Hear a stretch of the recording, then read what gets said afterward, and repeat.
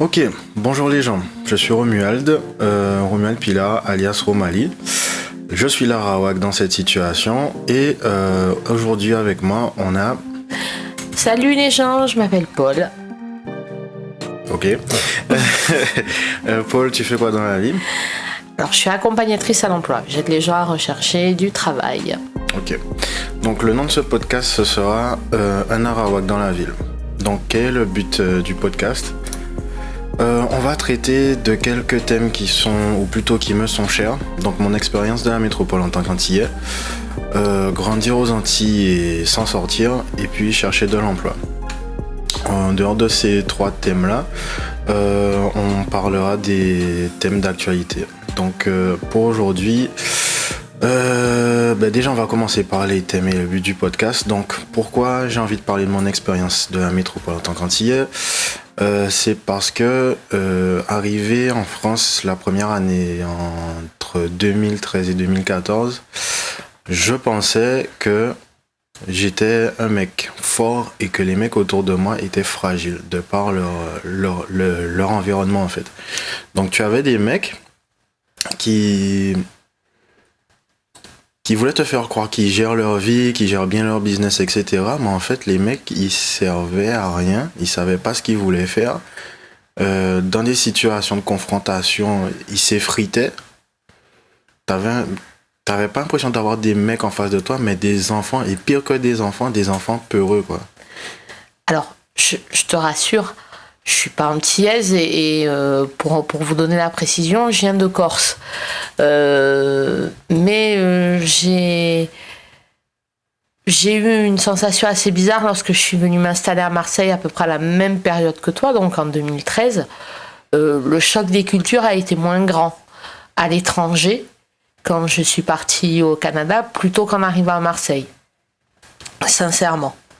Et toi, c'est ton expérience de, comment dire, du savoir-être, ou plutôt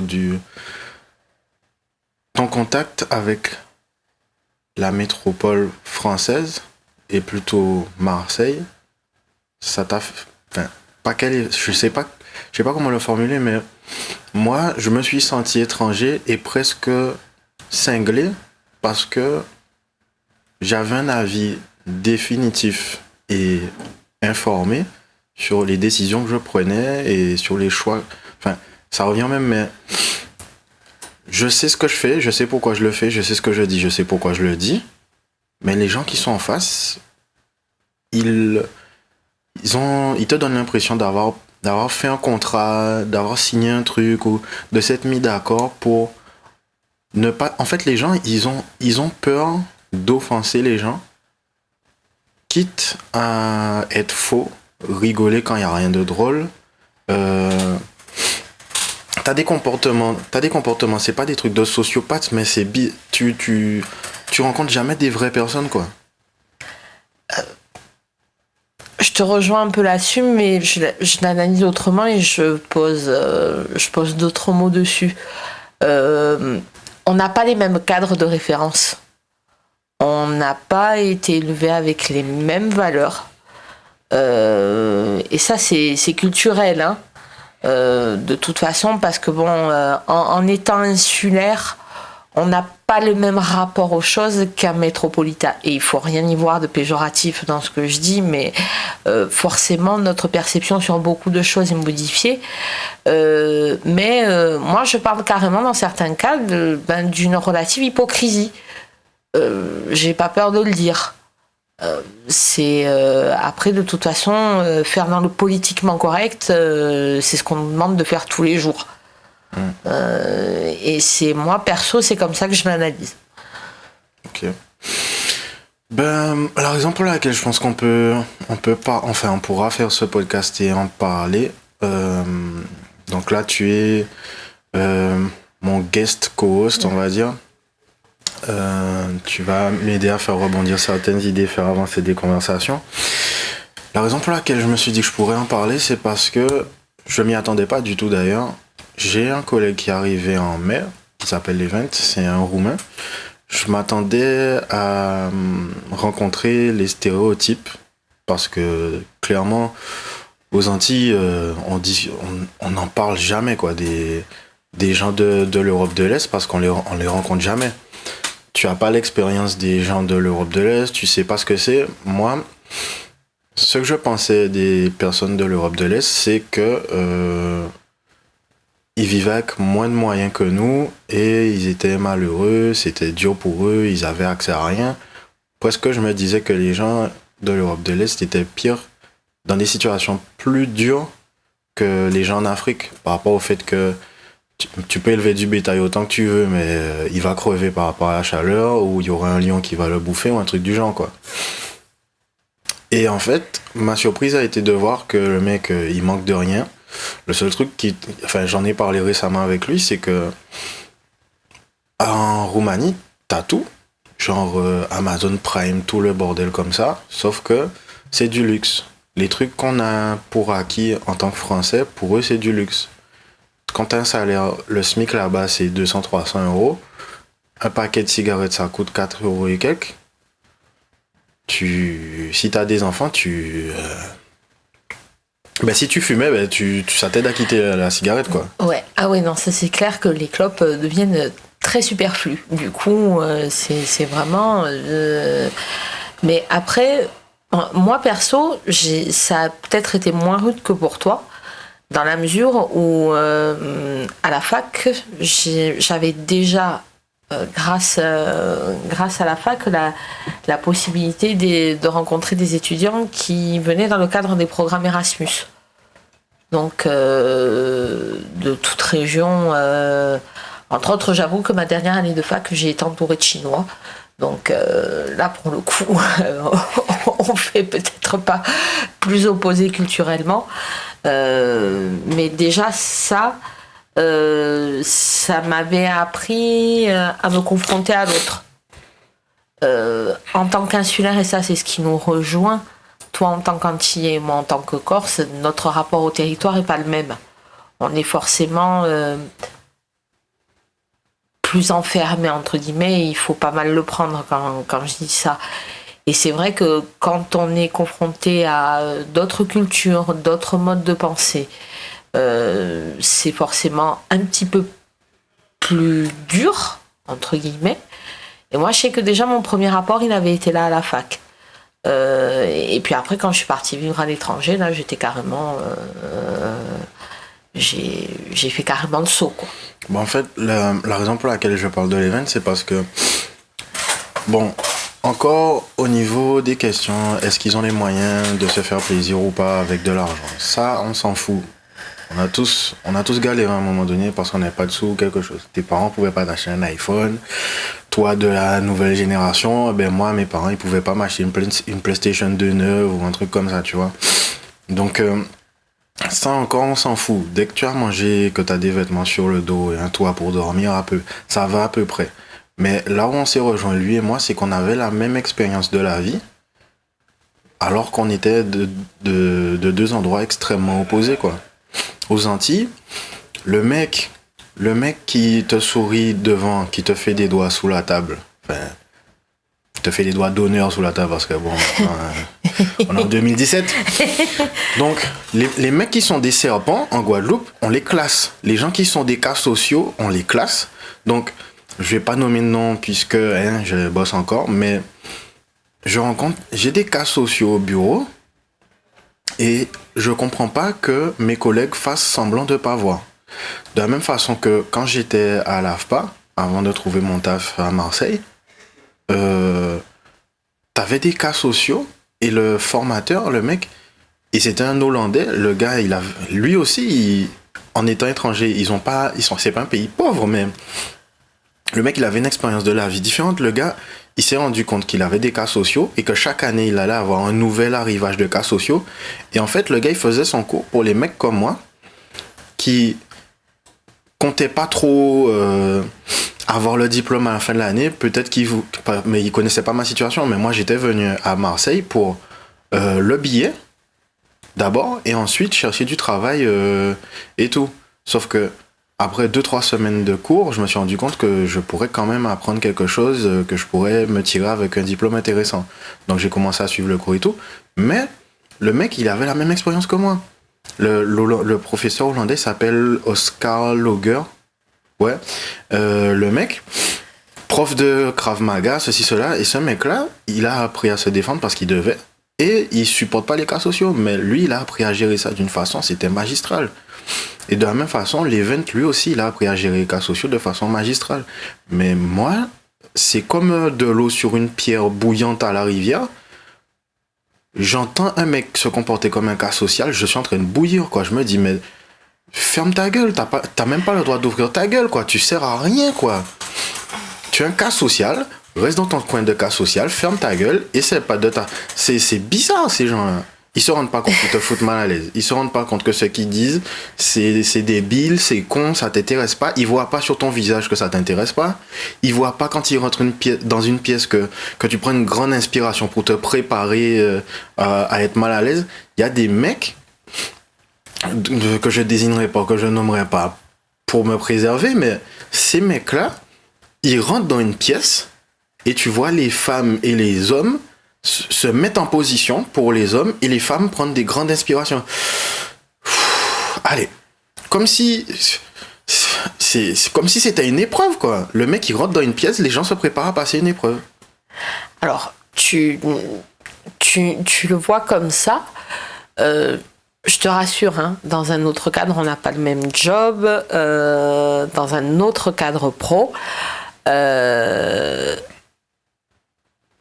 Et Dieu seul sait que j'en rencontre, entre guillemets, enfin, tout dépend de ta définition du cas social. C'est mon travail de recevoir du public et je rencontre tout type de personnes qui ont des cadres de référence différents des miens. Et ce qui est normal et ce qui rentre dans une espèce de normalité pour eux, ne l'est pas forcément pour moi. Sauf que moi, professionnellement parlant, maintenant, je suis programmée pour rien laisser paraître. Au maximum. C'est ce qu'on me demande, c'est au quotidien. On peut me balancer la plus grosse connerie avec toutes les convictions possibles. Je suis censée ne rien laisser paraître. C'est peut-être pour ça que c'est moins violent pour moi. C'est que maintenant, j'avoue, j'ai une espèce, je suis programmée comme ça. Ma foi. Bon, moi après, quand je parle des cas sociaux, je te parle des gens, c'est des sociopathes, quoi. Le mec, un mec qui te parle de, je sais pas, de quelle connerie. Oui, les fleurs, ma mère, elle avait des fleurs, je les faisais pousser, je les vendais le week-end. Et c'est très important que tu saches qu'il y a des bulbes mâles et des bulbes femelles. Et en fait, gna gna gna, c'est les abeilles qui m'ont que... Ok, c'est bon, j'ai compris. Et voilà, donc, non, mais j'ai dit, ok, c'est compris. Et en fait, ça, c'est un des thèmes qu'on va aborder plus tard, mais le gars, il viole mon temps, quoi. Il me viole mon temps. Pour une femme, le truc à protéger, c'est son intégrité physique et son sexe, ne pas se faire violer physiquement. Pour un mec, un viol, c'est le temps. Après, t'as bien les mecs qui se font violer, mais bon, ça c'est une autre question. Mais t'as des gens qui abusent de toi et tu par rapport au contrat social, pardon, tu dois faire comme si de rien n'était. Et ça, c'est un truc que je supporte pas. Je te rejoins. Parce que cette semaine, ça m'est arrivé. Où à 8h du matin, donc bon, 8h du matin, alors ok, je suis une lève-tôt, mais j'ai pas forcément envie d'entendre certaines choses trop tôt le matin. On est venu me faire une espèce de leçon pendant une vingtaine de minutes, une demi-heure, sur des trucs qui se passaient au travail, et puis une leçon qui a viré carrément à la crise d'hystérie. Ah oui, voilà. Je t'en ai parlé cette semaine. Je t'assure, elle a violé mon temps. Ouais. Voilà. Et Dieu seul sait que j'ai pas été violente avec elle. Je me suis juste permis de lui faire un commentaire d'ailleurs qu'elle a hyper mal pris. Mais ouais, ça m'a fait disons le mot chier, parce que j'arrive tôt le matin exprès au travail pour pas être emmerdée, pour pouvoir lire mes mails tranquillement, écouter mes messages sur mon répondeur et prendre mon temps de répondre à mes mails et de tout ça avant que je sois en rendez-vous. Et pendant 1 heure, eh ben, vas-y, tiens-moi la jambe, et puis après, carrément, part dans des crises en gueulant et en ayant des manifestations, en pleurant même,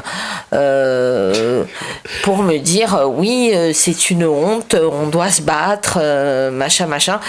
Qui est depuis plus longtemps que moi dans la boîte, et aujourd'hui, ça y est, la lumière, telle une révélation. Mesure ta productivité. La lumière vient sur toi, et tu as la grosse révélation après 6 ans de boîte. Bon, ouais, ça m'a saoulé. Elle a violé mon temps, très clairement. Bon. Après, on va arriver sur ton domaine d'expertise. Donc, qu'est-ce que je fous en France au départ? Étant antillais, j'aurais pu chercher du travail, m'éduquer en Guadeloupe, ceci, cela. Faux. Alors, pourquoi je suis à Marseille aujourd'hui? C'est parce que j'ai dû me sortir les doigts. En Guadeloupe, je blâme pas la Guadeloupe, mais de mon expérience, les gens qui sont là pour t'orientent pas du tout. L'éducation nationale t'apprend pas à trouver du travail ou à en chercher, te prépare pas à ce que tu vas rencontrer. Donc dès le collège, voici mon expérience. Je suis au collège, j'ai envie de développer des jeux vidéo. Comment je fais? Je sais pas. Est-ce qu'il y a des écoles? Je sais pas. Je vais dans un bureau de conseiller d'orientation. Jeannot, j'ai envie de faire des jeux vidéo, c'est mon rêve. Va niquer ta mère, t'es mauvais en maths, pardon. Oui, mais j'ai pas envie de faire des maths, j'ai envie de faire des jeux vidéo. Ouais, mais c'est scientifique. Mais non, c'est pas scientifique, tu fais avec un ordinateur. Donc, en tant qu'élève, tu arrives dans une structure où les gens n'apprennent pas à faire leur métier, ne font pas de formation, ne se tiennent pas informés. Et ces gens-là sont responsables de ton orientation. Ces gens-là doivent t'aider à trouver ce que tu veux faire dans la vie. Et ces gens-là sont censés te faciliter la tâche. Donc, non. Ces gens-là servent à rien. Ton proviseur, ton professeur principal, tous ces gens-là ne servent à rien. Le but de ce podcast, le sujet principal de ce podcast, il va se trouver là. Donc moi, ce que je veux faire, c'est aider les Antillais à s'en sortir. Comment vous allez faire? Vous demandez pas à vos parents. Vos parents sont cons, ils sont vieux et ils ont autre chose à branler. On est en 2017. Tu as Internet sur ton téléphone, sur ton PC, sur ta télé, au boulot, à la librairie, à la médiathèque de ta commune. Tu as accès à Internet un peu partout. Google, c'est simple. Tu as besoin de savoir quelque chose, tu cherches. Moi, j'ai compté sur les structures que j'avais autour de moi alors que j'avais Internet. C'est là où j'ai été con. Donc j'ai perdu du temps. Donc j'ai passé mon bac, j'ai eu mon bac. Et maintenant on fait quoi? Parce qu'en Guadeloupe, contrairement à ce que les métropolitains pourraient penser, c'est pas que les bananes et les plages. Tu as des écoles, tu as tout le bordel. Le problème, c'est que pour une université en Guadeloupe, tu as toute la population qui essaie d'y aller. Ensuite, à l'école, on t'apprend pas à formuler tes vœux, on t'apprend pas que tu peux bénéficier d'une aide pour partir faire tes études en métropole. On te dit, toutes les choses qui existent pour te faciliter la tâche ne te sont pas offertes, ne te sont pas dites. On ne parle pas de ça. On t'explique pas que, par exemple, le programme Erasmus, étant donné qu'on est français et européen aux Antilles, on devrait pouvoir en bénéficier. Sauf que, on t'en parle pas. On t'en parle pas du tout. Les aides de la région, on t'en parle pas du tout. L'aide du programme Civis, on t'en parle pas du tout. Et toutes ces aides-là, ça peut servir même pour les personnes qui étaient plus défavorisées que moi. Parce que moi, mon père était flic. Ma mère, elle servait à rien, mais c'est pas le sujet. Mon père, il avait suffisamment de sous pour que j'ai à manger sur la table et me payer mes livres et tout. Mais le gars, il était pas riche non plus. Le gars, il payait ses factures et il avait assez de côté pour aller m'envoyer au cinéma, aller à l'hôtel Creole Beach pour faire un coup de piscine. Mais on n'était pas riches, quoi. Donc moi, j'aurais pu bénéficier de cette aide-là parce que je voulais faire quelque chose de ma vie, mais quelqu'un qui avait même pas de sous pour bouffer, Il aurait pu bénéficier du contrat Civis quand ça existait encore. Il aurait pu bénéficier des aides de la région s'il voulait faire un BEP, un CAP ou se payer une formation à l'AFPA, un truc qui coûterait pas trop cher, quoi. Une formation qui te permettrait de poser du carrelage, quoi. Et ça, on t'en parle pas. C'est encore... Le problème, il est encore plus compliqué parce que je bosse sur ce secteur-là. Et j'ai encore une situation différente à la tienne puisque j'ai décroché un bac général et je suis allée à la fac. J'y ai grandi et j'y ai fait mes études en Corse. Il y a une université, c'est pareil qu'en Guadeloupe. Nous, il y a peut-être un peu moins de monde qui veut y aller parce qu'il y a quand même des BTS et autres formations après le bac qui sont assez développées. Et ensuite, la France, c'est à 1 heure. C'est à 1 heure. Donc ça fait bander tout le monde d'aller étudier à Paris, à Marseille, à Lyon, à Toulouse. Mais attends, moi à l'époque, oui, j'en aurais eu envie. Mais j'étais bien contente parce que mes parents, tous les deux, bossent. Ouais. Et j'ai une sœur aînée qui, elle, après le bac, a décidé d'arrêter. Elle voulait pas continuer. Moi, le deal, mes parents, ils savaient très bien que j'avais envie de faire des études supérieures. Et je leur ai montré que j'étais en capacité des jardins. Ils voulaient voir que j'étais en capacité de le faire. Mes parents bossent, mais ils sont pas ministres. C'était le deal. C'était OK, tu veux faire des études supérieures. Ça va coûter du pognon. Tu as une obligation. C'est celle de te donner le plus de moyens possible de réussir. Ils avaient aucune garantie. Ils m'auraient laissé redoubler 1 année, pas 2. C'était très clairement le deal que j'avais entre les mains. Ils m'ont permis de pas avoir à bosser pendant mes années de fac pour que je puisse, entre guillemets, que j'ai pas d'excuse de me planter parce que j'avais le temps nécessaire pour bosser mes cours et pour bosser mes partiels au moment où ça arrivait. Je me serais vautrée, on m'aurait dit mais attends, on t'a mis plusieurs éléments entre les mains. Après l'obligation que j'avais 3 mois de vacances l'été. C'était à minima de bosser 2 mois. Ça, c'était... et à 17 ans et demi, j'ai eu mon premier contrat de travail. Alors, c'était pas le job qui me faisait rêver, mais enfin, au moins, ça donne... J'estime que j'ai eu assez rapidement en tête la valeur des choses. C'est de dire, voilà, j'ai mon premier salaire et ton salaire, tu ne dépenses pas comme ça, quoi. Mais je te rassure, hein, quand tu vas à la fac, en revanche, le contre-discours qu'on te sert, j'ai un bac plus 5, validé. Donc ça fait fille un peu instruite. Elle n'est pas allée seulement se perdre sur les bancs de la fac. Elle a validé des diplômes. On te dit que tu es belle, intelligente et que sur le marché du travail, ouais, tu as un niveau cadre sup. Et sur le marché du travail, franchement, tu vaux quelque chose et on t'attend. Sauf que je me souviendrai toujours que le lendemain de ma remise de diplôme de mon Master 2, j'avais mon premier rendez-vous au Pôle emploi. Et là, la veille, j'étais à la fête, j'étais à ma remise de diplôme. Et le lendemain, waouh, je fais une chute du 36e étage de l'immeuble. Parce que quand tu as le conseiller Pôle emploi en face de toi qui te regarde et qui te dit en fait, vous êtes incasable. Je pourrais rien pour vous, très clairement. Voilà.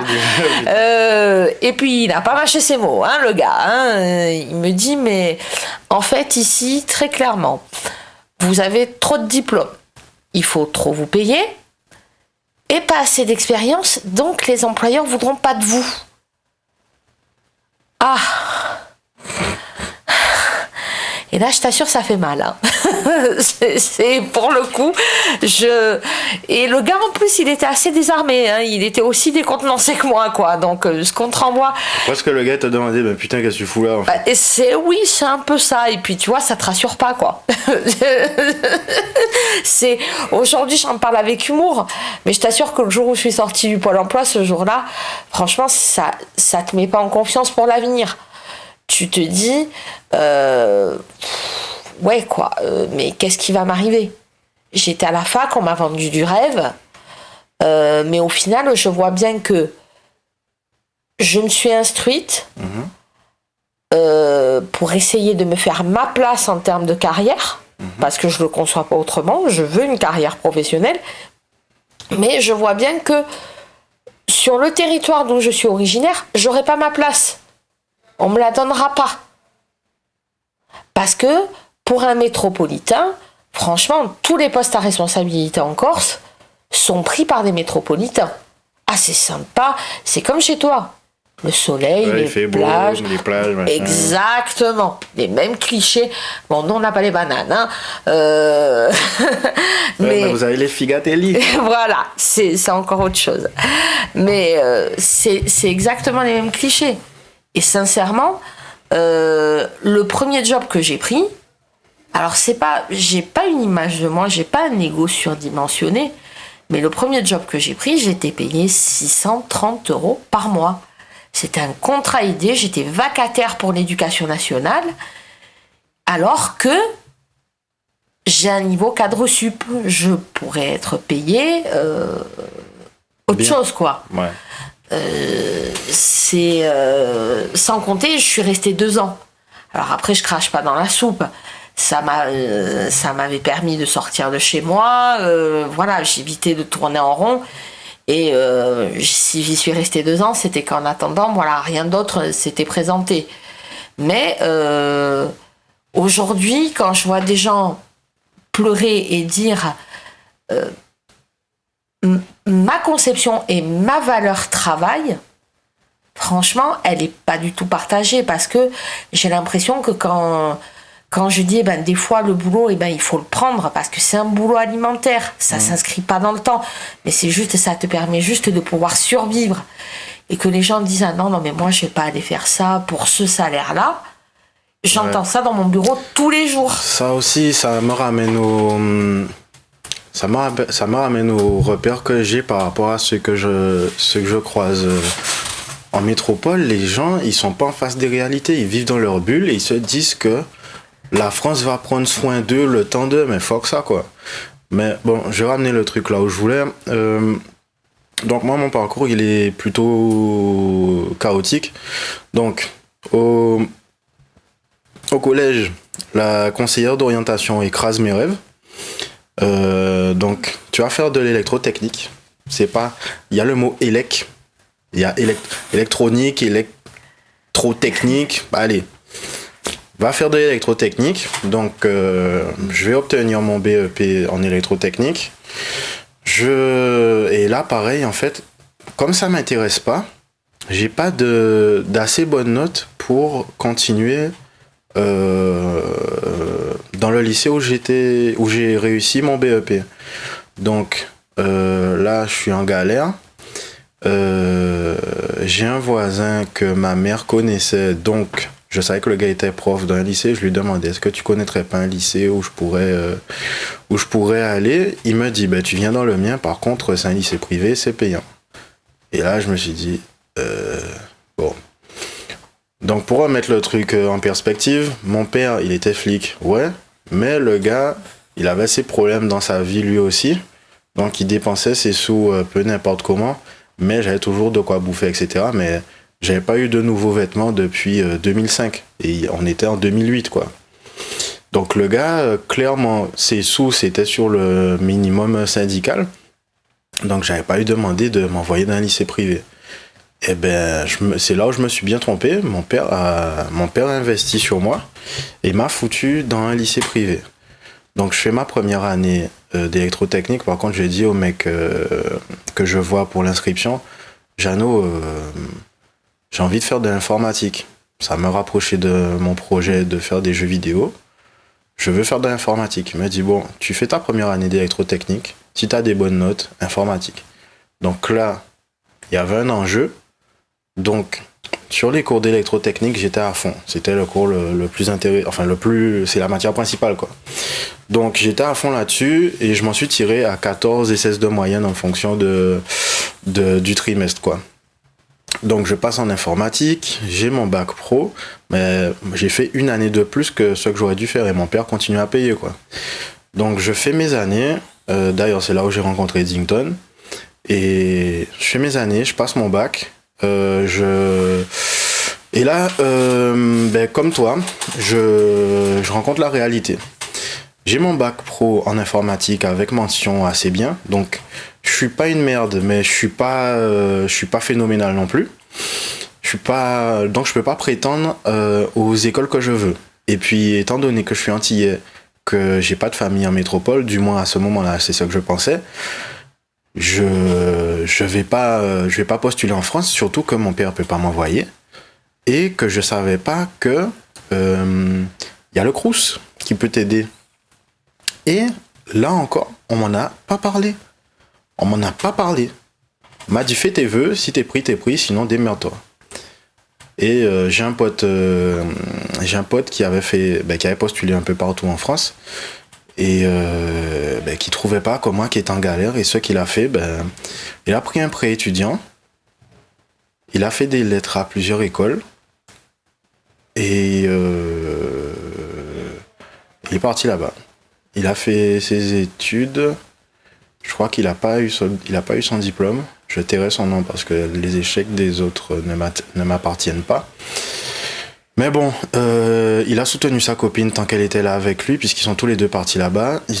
Elle faisait une école d'infirmière, lui, il faisait électrotechnique. Mais encore une fois, on nous apprend pas à chercher du travail, à chercher une école, à postuler, à se présenter à une entrevue. Parce que ce soit dans le cadre professionnel ou scolaire, tu passes presque une entrevue d'embauche dans tous les deux cas, quoi. Bref, donc tout ça pour dire quoi? Je me retrouve sans orientation. Cette fois-ci, c'est bon, j'ai plus de moyens d'aller à l'école. Il n'y a pas d'université privée, ça n'existe pas. Donc, l'université qu'il y a en Guadeloupe ne veut pas de moi. Les universités et les lycées d'enseignement professionnel ou je sais pas quoi là, il y en a pas un qui veut de ma gueule dans les Antilles. De toute façon, j'ai pas beaucoup de choix. C'était la Guadeloupe ou la Martinique. Qu'est-ce que je fais? Je cherche du taf. Je cherche un BTS en alternance. Sauf que là aussi, 5 000 € par an. Donc mon père, il m'avait fuck ça. Donc j'essaie de trouver un financement, les aides de la région. Mais tout ça, je me suis sorti les doigts, quoi. Mon père m'a dit, il doit y avoir quelque chose. Alors j'ai cherché, donc je vais à la mission locale. Ouais, contrat civil, ça va pas beaucoup t'aider, mais bon, si ça peut t'aider, tiens. Mais il y a le truc de la région. Ok, je vais à la région. À la région, le bureau qui doit te filer les papiers à remplir, le truc, il est ouvert entre 10h et 11h et faut pas venir à 9h30. Les gens sont là, quoi. Les gens sont là de 7h à midi, mais ils se baladent. Tu sais pas où est-ce qu'ils sont, quoi. Tu sais pas où est-ce qu'ils sont. Et tu viens le lundi, les contrats sont pas encore arrivés. Ils arrivent quand? Je sais pas. Mais presque la meuf elle dit tu m'emmerdes, casse-toi, quoi. Donc tu reviens, t'es venu parce que bon, le lycée, en mai, t'as passé ton bac, à la fin du mois de mai, tu sais si tu l'as ou pas. En juin, tu te bouges le cul pour trouver quelque chose. Donc en juin, je suis là. Début juin, je suis là. Mi-juin, je suis là. Fin du mois de juin, je suis là. Juillet, je suis là. Août arrive et je vois que la région te finance une fois, mais c'est eux qui choisissent ce qu'ils te financent. Et à hauteur de ce qu'ils veulent. En sachant que l'année où j'ai vu ça, le gars qui était à la tête de la région Guadeloupe, il a une tête de renard, ce mec-là. J'oublie comment il s'appelle. Bref, le gars, il avait offert des ordinateurs portables à tout mon lycée, sauf la section informatique. Je répète, le gars, il a donné des ordinateurs portables à des mécaniciens avant d'en donner à des informaticiens. Donc, ce mec-là, pour se faire réélire à la région machin chouette, il a fait des cadeaux, en sachant que plus tard, j'ai bénéficié d'une formation professionnelle que le Pôle emploi m'a proposée, puisque je me suis inscrit. Et j'ai appris dans mon stage chez Dell que ce mec-là avait offert des PC portables qui étaient en location. Donc, les PC portables que la région Guadeloupe avait loués pour les gens de la région Guadeloupe ont été donnés à des lycées sans regarder à qui il les donnait, alors que les ordinateurs n'étaient pas à eux. Ouais, mais après, ils les ont rachetés. L'État leur donnait des primes. Après, ils les ont rachetés avec une prime. Alors, le nom exact, je ne l'ai plus là. Mais ils bénéficiaient d'une aide financière pour les louer. Enfin bref, c'était une magouille. Tout ça pour dire quoi. Si tu veux t'en sortir de Corse, de Guadeloupe, quel que soit l'endroit qui est détaché de la France, ou même si tu es dans un coin paumé en France, tu dois te sortir les doigts, quoi. Tu peux pas compter sur tes parents parce que tes parents bossent, ils ont quelque chose d'autre à faire. Tu peux pas compter sur les structures autour de toi parce que les gens sont blasés, ils ont rien à foutre de leur taf, ils viennent faire leur temps et ils rentrent chez eux. Donc, pour faire clair et pour donner du concret, si vous voulez vous en sortir, vous allez sur internet, vous cherchez les aides qui sont disponibles, vous cherchez des lycées, des écoles, vous cherchez tous sur... Si je voulais aller à une école de formation concernant le jeu vidéo maintenant, je chercherai les écoles autour de moi, je chercherai comment financer la formation, et ensuite comment tu vas chercher du travail ou comment tu vas te présenter dans une école qui veut pas de ta gueule au départ. Tu t'habilles en costume. Fait chaud en Guadeloupe, mais tu t'habilles bien. Tu mets un pantalon clean, tu mets une chemise que tu achètes chez Sebastiano ou Celio, chemise droite. Tu repasses tes vêtements. Tu mets des chaussures clean, des Air Force One. Si c'est ça que tu as, il n'y a pas de problème. Tu vas pas avec des Yeezy ou des URH en entretien. Tu ramènes ta gueule bien coiffée, bien rasée, bien habillée. Tu mets tout de ton côté pour que quand tu ramènes ta gueule, tu sois bien reçu. Ensuite, dans le cadre de l'emploi, les mecs et les meufs, vous avez des modèles de CV en ligne. Les trucs qui ressemblent à Picasso, laissez ça pour vos potes. Votre CV doit être clair et concis, 3 parties. Tu présentes ta gueule, donc où est-ce que tu habites, ton nom, ton numéro de téléphone, ton adresse, comment on peut te contacter. Ensuite, ton expérience pro, ta formation, ton expérience pro. Et ensuite, si tu veux, tu rajoutes tes loisirs. Les gars, faut faire ça clair, comme ça, vous trouvez votre taf et vous trouvez votre école. Vous devez arriver préparé aux questions qu'on va vous poser. Donc, c'est pas moi qui vais vous dire les questions qu'on va vous poser. Là encore, il y a Internet. Pour toutes les étapes du recrutement à l'école et dans le travail, vous avez des ressources sur Internet. Vous pouvez trouver comment trouver du travail, comment se préparer à un entretien d'embauche, comment préparer votre lettre de motivation, comment préparer votre CV.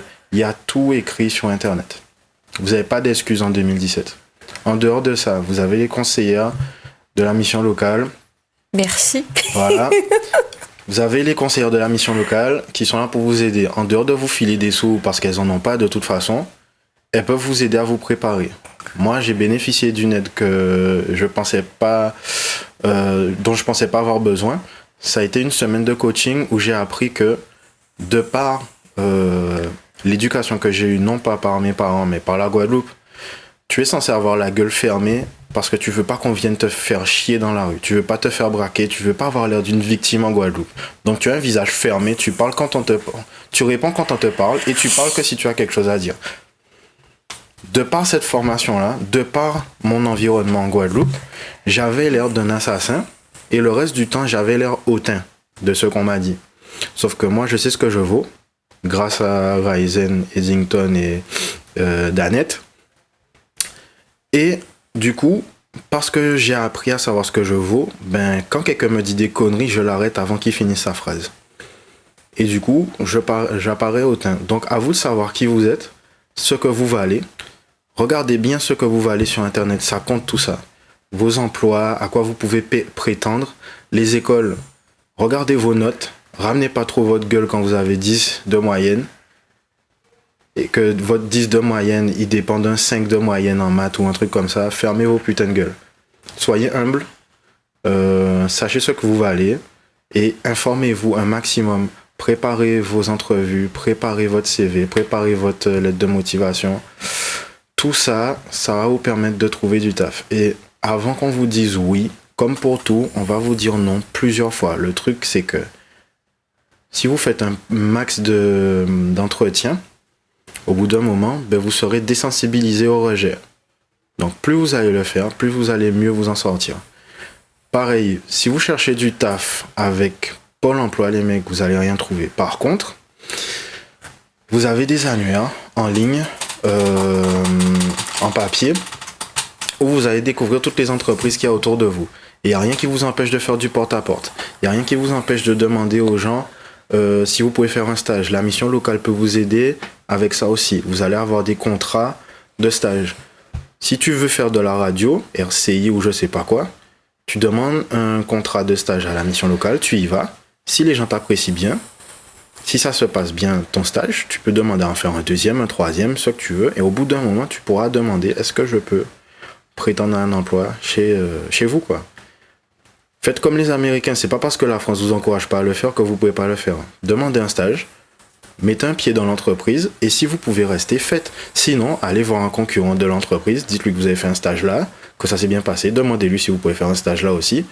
Faites. Vaut mieux faire ça qu'être dans la rue en train de dealer de la dope ou en train de fumer un joint sur un banc en béton ou en bois à parler de ouais, la vie fait chier, machin, les gars. Vous avez pas réussi sur votre vie en faisant du rap. Je vous le dis de suite. Vous pouvez pas tous être rappeur, vous pouvez pas tous être artiste, vous pouvez pas chercher un taf, financez vos passions et ensuite vous allez vous en sortir. Donc ça, c'était pour le gros de ce podcast. Alors, je vais regarder où on en est. Parce que bon, sinon ça va faire un peu long. Bon, ça fait 41 minutes. Je pense qu'on peut encore rester 20 minutes.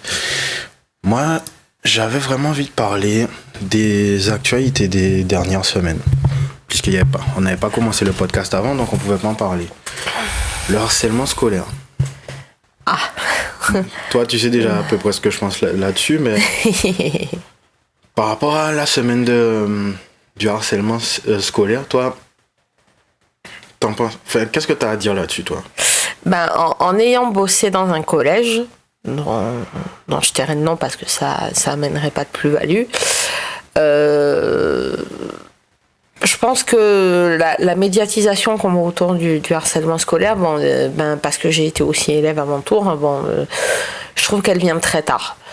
On se réveille aujourd'hui en disant ah ouais non mais il y a effectivement des jeunes ou des enfants qui peuvent se faire harceler. Bon voilà, ça c'est pas tout frais moulu comme on nous le sert dans les médias depuis quelque temps. Et finalement, on est assez démunis parce que il y a pas énormément de moyens. Les réseaux sociaux y aident beaucoup.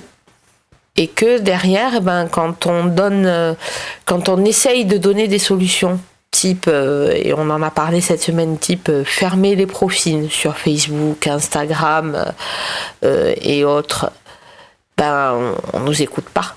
C'est voir des fois quand on est confronté aux parents.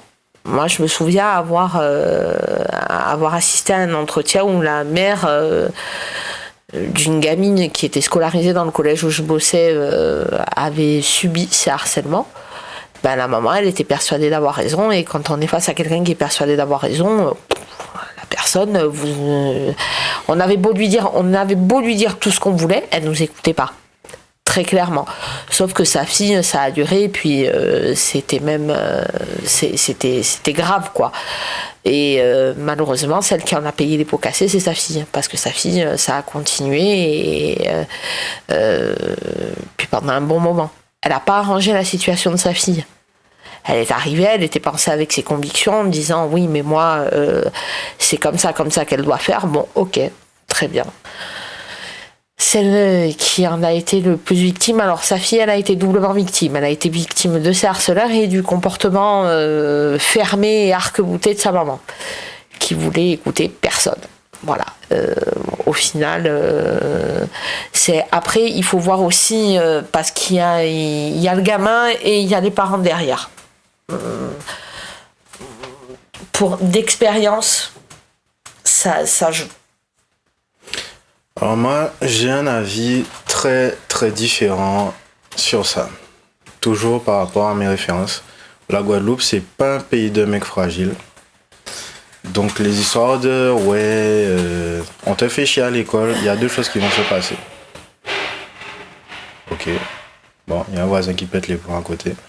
Donc, en Guadeloupe, il y a deux choses qui vont se passer quand on te harcèle à l'école. Soit tu vas te laisser faire, et ça va finir en suicide ou un truc du genre, parce que le harcèlement à l'école en Guadeloupe, c'est pas des gens qui te font des petites remarques méchantes, de méchantes filles, comme on te dit à la télé. On te braque, on te frappe, et on te vole. Tout simplement.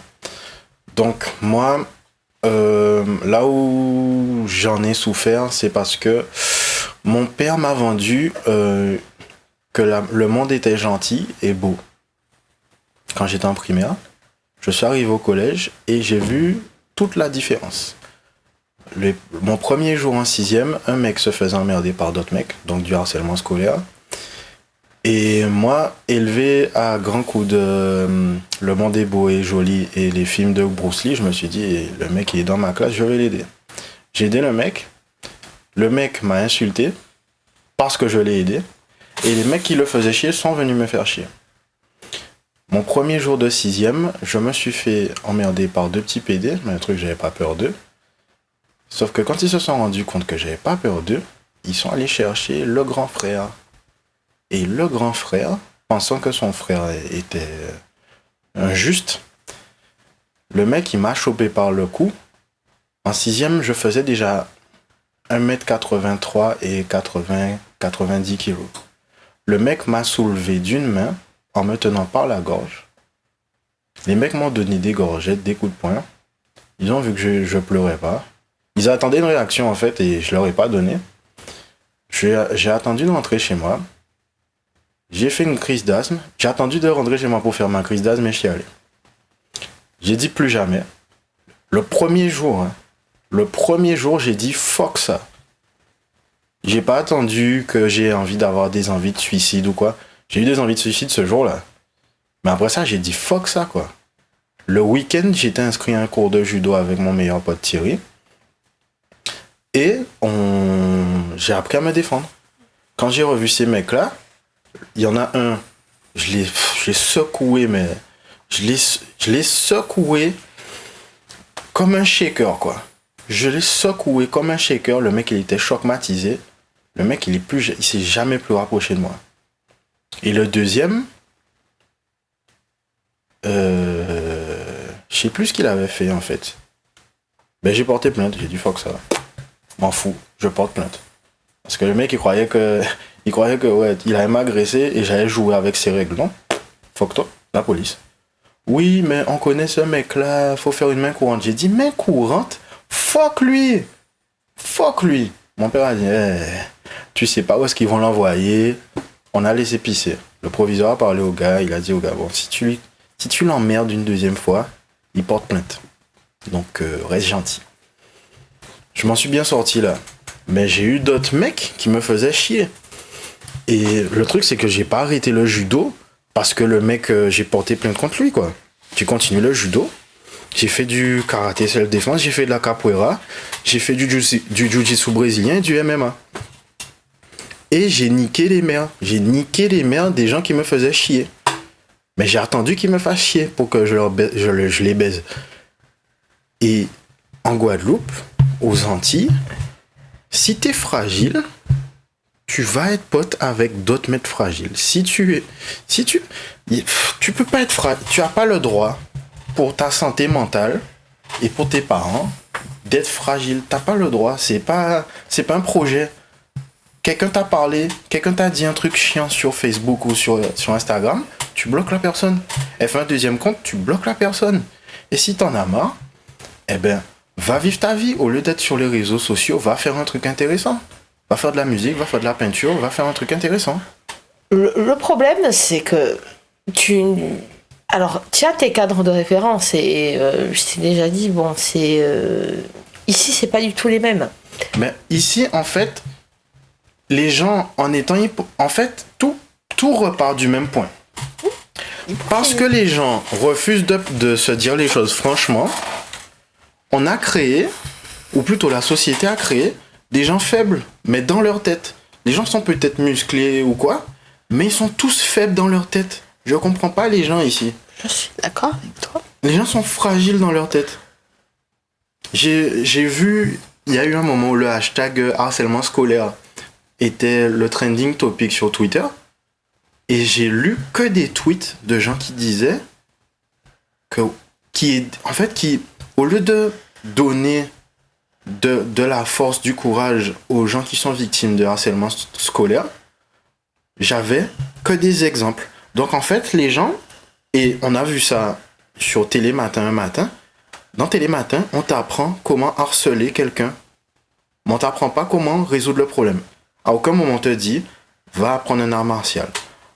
Ferme ton compte social. Bloque les gens. C'est la base. Bloquer les gens, il n'y a rien de plus facile. Quelqu'un va faire un nouveau compte pour te harceler, mais tu vas le bloquer. Il va faire un nouveau compte, tu vas le bloquer. Lui, il va se fatiguer avant toi. C'est beaucoup plus facile de bloquer les gens que de créer une nouvelle adresse mail pour faire un nouveau compte sur Twitter, que tu dois faire valider avec ton numéro de téléphone, que tu dois... Mais non. C'est... Encore une fois, moi je suis d'accord avec le fait de se défendre parce que la politique de tendre l'autre joue, c'est pas la solution. Le problème, c'est que, et tu le dis, on a créé une espèce de cercle vicieux parce que il faut pas. Moi, tu sais, le collège dans lequel j'ai bossé, c'était un collège de quartier, donc l'effectif d'élèves était pas énorme non plus. Et toutes les familles se connaissaient, les 3/4. Donc, s'il y avait un souci entre deux gamins, après, tu avais les parents qui venaient s'en mêler derrière. Et en fait, on n'en sortait jamais. Les 3/4 du temps, on devait régler les soucis des gamins et les soucis des parents. C'est de toute façon, le problème vient aussi du fait qu'on apprend aux gamins qu'il faut être populaire. Il faut être populaire, il faut être apprécié de tout le monde. Déjà, quand à un moment donné dans ta vie d'ado, dans ta vie d'adulte, tu apprends tu arrêtes de penser que tu peux être apprécié de tout le monde, là déjà tu es voulu. Tu peux pas aimer tout le monde. La personne qui dit moi j'aime tout le monde, et aujourd'hui on vit dans une société de par tout ce qu'on a vécu depuis quelques années, oui, le discours bien pensant, oui, moi j'aime tout le monde, soyons tous frères. Ouais, tu parles. Non, on n'est pas tous frères. On peut pas aimer tout le monde et on peut pas être aimé tout le monde. Après, on peut vivre en bonne intelligence, pas faire chier les gens, respecter l'autre. Sauf que on se leurre, on respecte personne. C'est des valeurs qui se perdent. Moi, je pense très sincèrement que au-delà de l'espèce d'hypocrisie qui s'installe, c'est le manque de respect. Et on le voit dans nos relations au quotidien. Je t'avouerai que après c'est peut-être ce dont on va discuter au cours du prochain podcast, mais les gens respectent pas l'espace, les gens respectent pas le sens des mots. Les gens, en fait, en métropole, tout a été dénaturé. On utilise des mots, mais on connaît pas leur sens. Les gens ont un comportement et ils s'imaginent pas qu'ils puissent être perçus autrement que comme eux ils l'entendent. C'est hallucinant pour moi. C'est ça qui m'a poussé à me dire que peut-être que c'est moi qui est pas normal. D'ailleurs, j'ai dit ça à un collègue il y a pas longtemps. Si tu penses que tout le monde est sociopathe ou psychopathe et que toi tu es la personne qui est saine d'esprit, tu te dis pas toi qu'il y a un truc qui va pas dans ta tête. Tu te remets pas en question. Quand je te disais que quand j'ai vécu à l'étranger, le choc des cultures a été moins impressionnant à l'étranger plutôt qu'ici, j'ai vécu 4 mois au Canada. Magnifique pays, d'ailleurs je vous le conseille, pour ceux qui n'y ont jamais été, on en tombe généralement amoureux. Les gars, j'ai vu des gens des files d'attente droites pour monter dans le métro. Prenez le métro en France métropolitaine, c'est l'anarchie. Tout le monde pousse tout le monde.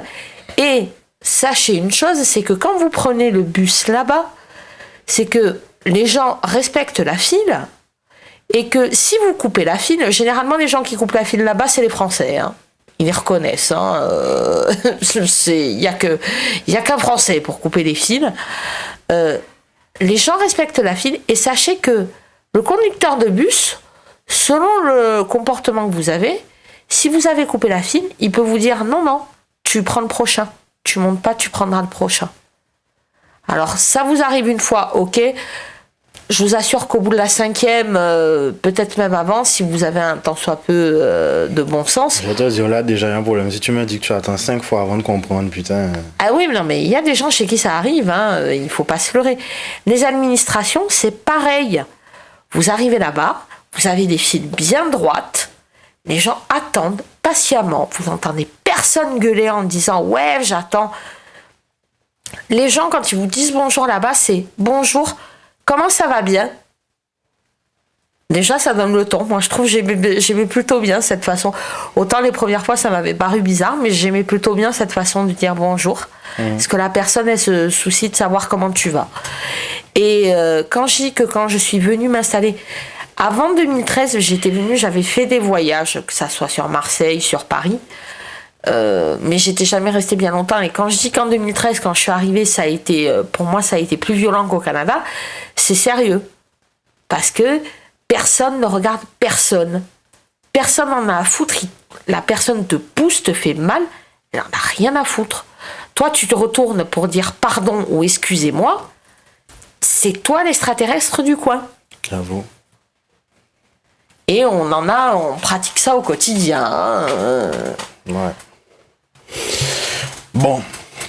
Donc, mon avis est assez simple sur le harcèlement scolaire. Arrêtez de se concentrer sur le problème et plutôt chercher des solutions. Et on en arrive au sujet du moment. Les agressions sexuelles. Alors, j'ai appris des trucs en écoutant des podcasts comme Brilliant Idiots aux États-Unis. On en arrive au point où c'est comme le harcèlement scolaire en fait.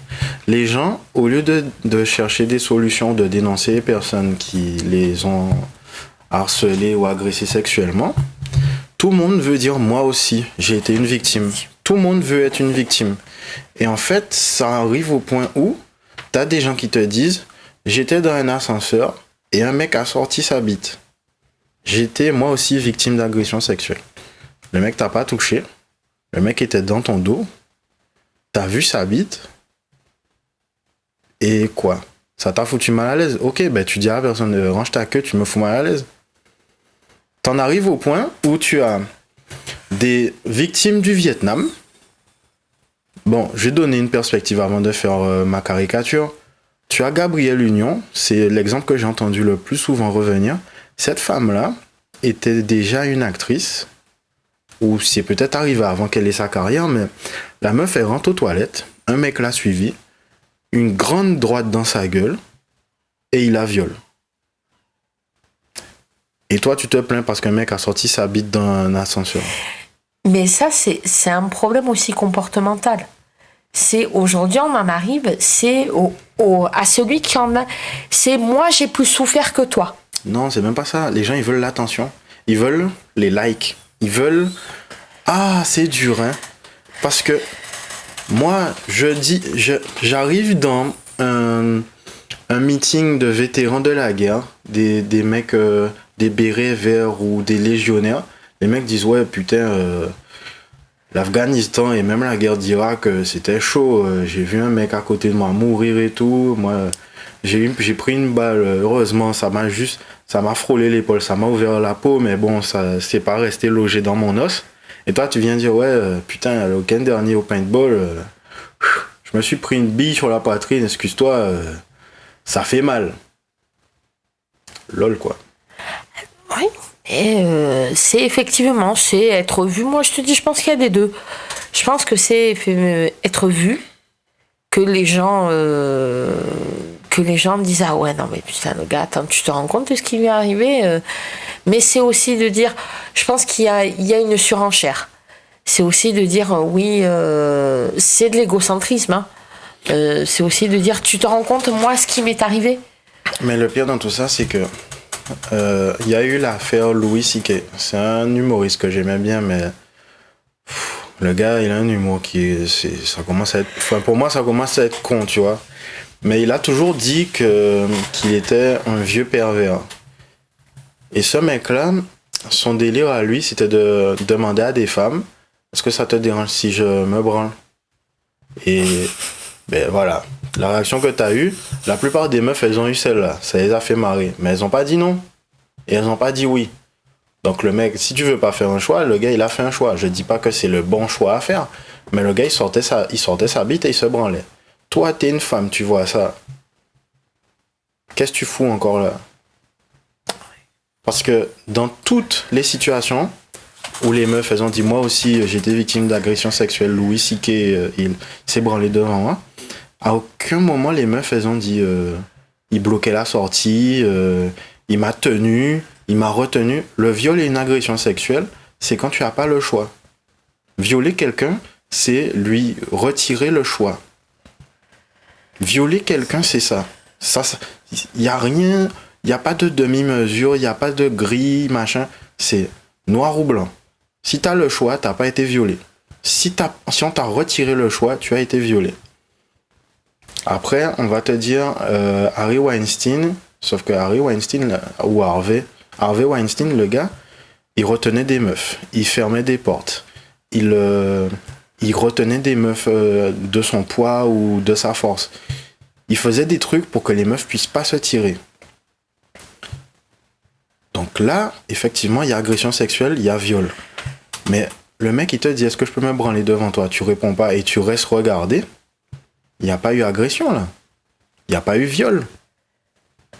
Si tu peux t'en aller et que tu restes là, c'est pas juste. Tu peux pas dire que le gars t'a agressé. Et on en arrive au point où les gens ont tellement fait « ouais, moi aussi j'ai été agressé », qu'il y a des gens qui commencent à faire des lois. Et aux États-Unis, ce sont les gens les plus ridicules pour faire des lois. Ils essaient de changer des comportements avec des lois. Donc bientôt, et on va sûrement en entendre parler à un moment donné en France, les gens pourront plus parler à une meuf dans la rue. Là, c'est pire dans l'exemple que tu donnes, c'est carrément du voyeurisme. Parce que bon, si en plus tu restes, ni tu réponds et en plus que tu restes regardé. Et en plus, tu te plains derrière. Bon, oui, voilà, et tu te plains derrière. Et tu salis le nom du gars. Le gars, peut-être que sa carrière est finie. Le gars, il a des contrats avec la Fox qui se sont arrêtés, quoi. Vu la période dans laquelle on vit, ouais, je pense que ces contrats vont s'arrêter parce que ils veulent plus prendre de risques, justement. Ce qui est stupide. Ce qui est stupide, puisque maintenant, il y a plus de juste mesure et il n'y a plus de juste milieu. Et en Californie, ce qu'ils ont l'intention de faire, c'est faire passer une loi où, avant de coucher avec une meuf, tu dois lui demander l'autorisation.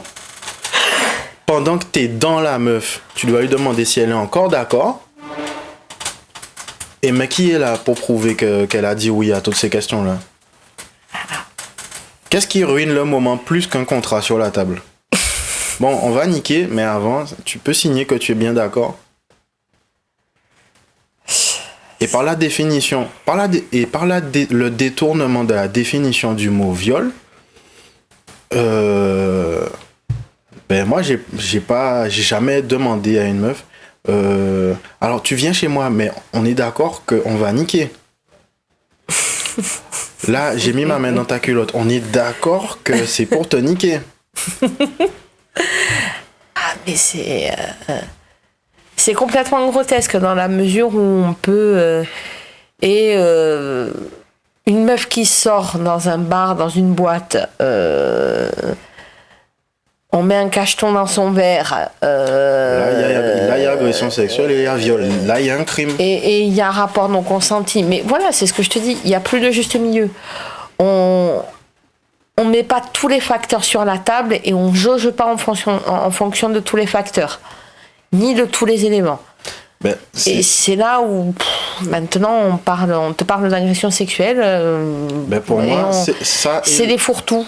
Ça et le harcèlement scolaire, pour moi, il y a un flow artistique. Les gens, ils te disent pas de t'armer pour la vie, ils te disent d'être une victime. On te dit, parce que, pareil, pour revenir au truc du harcèlement scolaire, tes matins, ils te disaient pas de porter plainte, ils te disaient pas d'en parler à tes parents, à l'école, ceci, cela.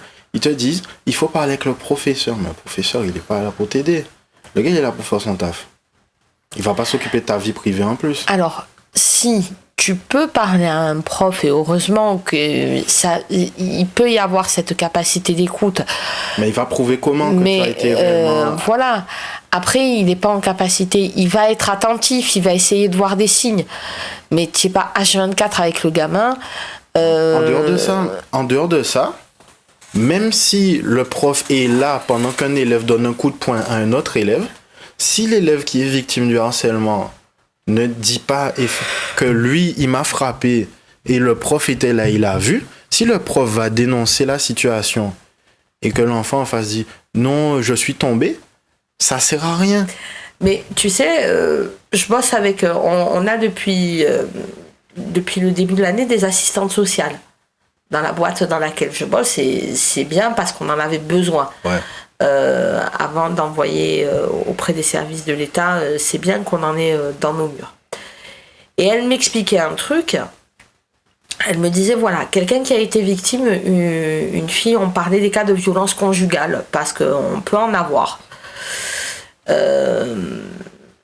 Elle me disait, voilà, quelqu'un qui a été victime de violence conjugale, tant qu'elle ne nous le verbalise pas clairement,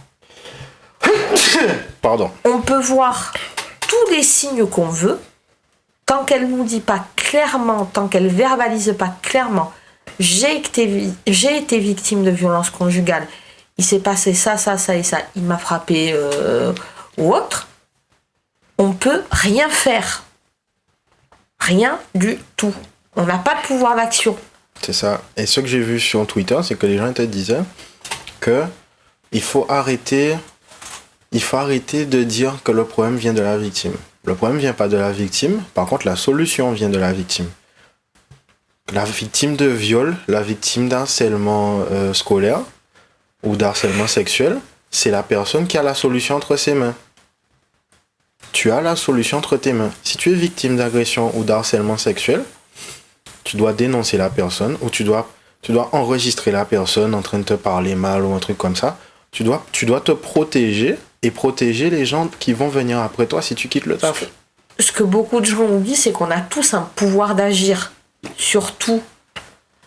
Mais sauf que le pouvoir d'agir au jour d'aujourd'hui... Le pouvoir d'agir, surtout quand tu es mineur. Après, j'encourage personne à le faire. Clin d'œil. Mais quand tu es mineur, tu peux défoncer autant de gueule que tu veux, tu vas pas faire de la prison. Tu vas faire une maison de correction, mais tu vas pas faire de la prison. Et ta réputation va faire que on va moins venir te faire chier. Et si j'avais su ça plus tôt, parce que mon père, c'est là où il a été vicieux. Mon père, il voulait que je joue avec les règles et tout, mais je pense que c'est par rapport au fait que mon père, il s'identifiait beaucoup aux valeurs asiatiques, l'honneur, tout ça. Mon pater, il voulait pas que je déshonore le nom, il voulait pas que ses collègues le regardent de travers, il voulait avoir un fils droit. Donc j'ai été droit. Mais si j'avais su, je me serais jamais fait agresser sans répliquer. Si j'avais su, je serais venu à l'école avec un couteau, ou un poing américain, ou quelque chose, pour me défendre. Le pire des cas, il va arriver quoi? Que je tue quelqu'un? Eh ben, fuck cette personne-là. Je suis mineur, tu vas faire quoi? Me foutre en prison? Tu peux pas. Mais, tu vas me foutre la paix après. Bon, après, maintenant, il y a des lois qui font que ils ont envie de juger les jeunes comme des adultes et tout. Mais t'es pas obligé d'assassiner le mec qui t'agresse à l'école. Tu lui pètes sa gueule. Et le pire qui va t'arriver, c'est qu'on va te foutre la paix. Le pire qui puisse t'arriver, c'est qu'on te foute la paix. Que tu changes d'école, que tu ceci, que tu cela. Le pire qui puisse t'arriver, c'est qu'on te foute la paix. C'est plus compliqué que ça. Il peut y avoir des extrêmes et après... On n'est pas en train de parler des exceptions. C'est une conversation pour faire avancer le débat. Ou plutôt, c'est une discussion pour élever le sujet dans une direction positive. Les conversations avancent que quand tu fais une discussion sur les généralités. Si tu prends les exceptions, tu vas nulle part. T'as pas tort là-dessus. Donc si tu es un mec qui fait 50 kilos tout mouillé et tu es en face d'un mec qui fait 80 kilos parce qu'il s'est mis au karaté, je sais pas quoi, depuis qu'il a 5 ans, et en plus c'est ce mec-là c'est ton bourreau, je comprends que tu sois limité dans tes actions. Tu peux pas lui niquer sa mère, mais tu peux l'enregistrer, tu peux le filmer, tu peux le dénoncer, tu peux porter plainte, tu peux en parler à ton école, tu peux en parler. Si ce mec-là c'est le fils du président en plus, bon là, forcément, tu es tombé sur une exception de poids. Mais change d'école. Il y a aucun problème qui a pas de solution. Si quelqu'un te fait chier dans ton école, change d'école. Si tu as trop peur pour bouger ton cul pour faire quelque chose pour t'en sortir, change. Si tu es dans une entreprise, on te disait que ouais, les meufs qui étaient avec Louis C.K. ou Harvey Weinstein, elles pouvaient pas s'en sortir parce qu'elles n'avaient pas réellement le choix. Harvey Weinstein, c'est pas le gars qui produit tous les films aux États-Unis, hein. Le gars, il prend des films indépendants, il fout des millions dedans et il les revend. Il n'a pas produit les Avengers ou Iron Man, hein. Le gars, c'est pas celui. Hollywood tourne pas autour de son doigt, quoi. Donc, t'aurais eu un autre rôle si t'avais pas niqué, sucé ou essuyé le sperme de Weinstein sur toi, quoi. Tu peux me dire ce que tu veux, il n'y a pas une femme ou un homme qui peut me violer sans que je fasse quelque chose. Dans toutes les pièces de tous les bureaux, dans toutes les pièces dans toutes les pièces du monde, il y a un objet que tu peux transformer en arme. Je peux tuer quelqu'un avec une cuillère.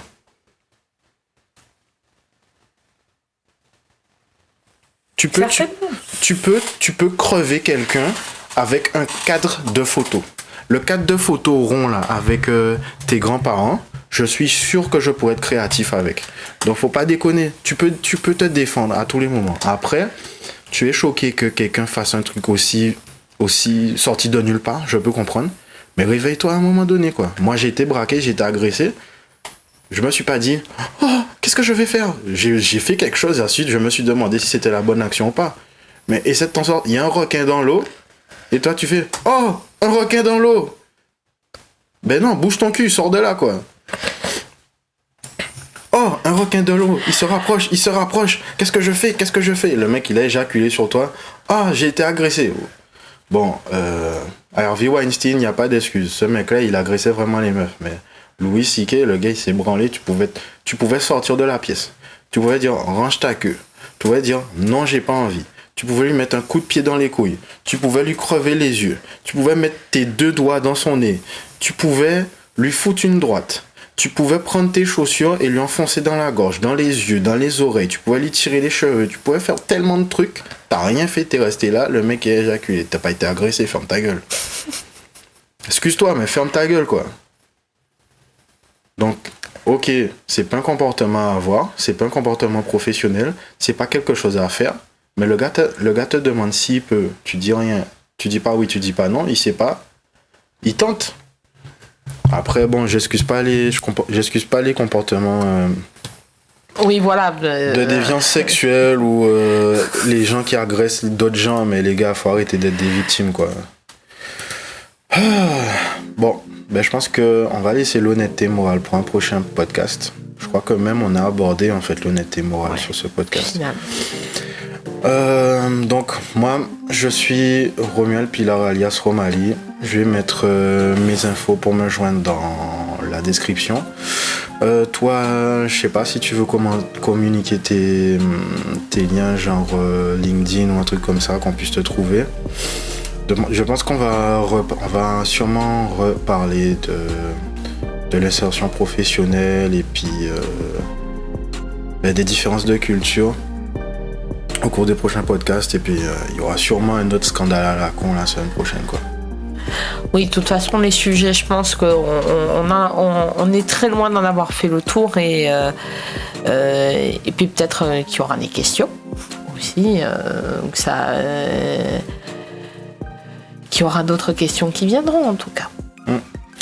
Bon, ben voilà, c'est un Arawak dans la ville. Je vous souhaite de passer une bonne journée. À plus. Bonne journée, bon week-end.